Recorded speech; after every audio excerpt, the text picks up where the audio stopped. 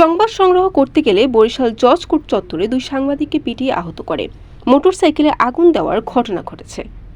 জেলা ছাত্রদলের সাংগঠনিক সম্পাদক সোহেল রানীর নেতৃত্বে হামলার অভিযোগ উঠেছে। বিএমপির কিছু লোকজন তাদের অতর্কিতভাবে হামলা করে তাদের গাড়ি আর যে ক্যামেরা ভেঙে ফেলায় আর তাদেরকে অনেক মারধর করে। বিচারের দাবিতে সাংবাদিকরা সড়ক অবরোধ করে বিক্ষোভ করে। দাউ দাউ করে জ্বলছে আগুন। বৃহস্পতিবার দুপুরে বরিশাল জজ কোর্টের প্রধান ফটকে ঘটে এই ঘটনা।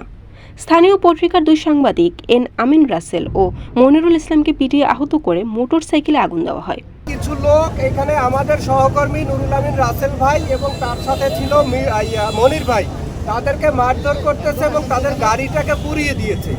এই যারা পুড়িয়েছে তারা এই শহরে রাজনৈতিকভাবে তারা পরিচিত, তারা এটি পুড়িয়েছে এবং তারা এই সাংবাদিকদেরকে মিথ্যা অপবাদ দিয়ে পুড়িয়েছে। আহতদের অভিযোগ, সংবাদ সংগ্রহ করতে গেলে জেলা ছাত্রদলের সাংগঠনিক সম্পাদক সোহেল রানীর নেতৃত্বে একদল যুবক তাদের উপর অতর্কিত হামলা চালায়। খবর ছড়িয়ে পড়লে স্থানীয় সাংবাদিকরা বিচারের দাবিতে বিক্ষোভ করেন, কোর্টের সামনের সড়ক অবরোধ করেন। এ সময় বিএনপি নেতারা এই দায়ভার নেবে না জানিয়ে সাংগঠনিক ব্যবস্থার কথা জানান। পরে পুলিশ সেনাবাহিনীর আশ্বাসে সড়ক অবরোধ থেকে সরে দাঁড়ায় সাংবাদিকরা। বরিশাল.নিউজ।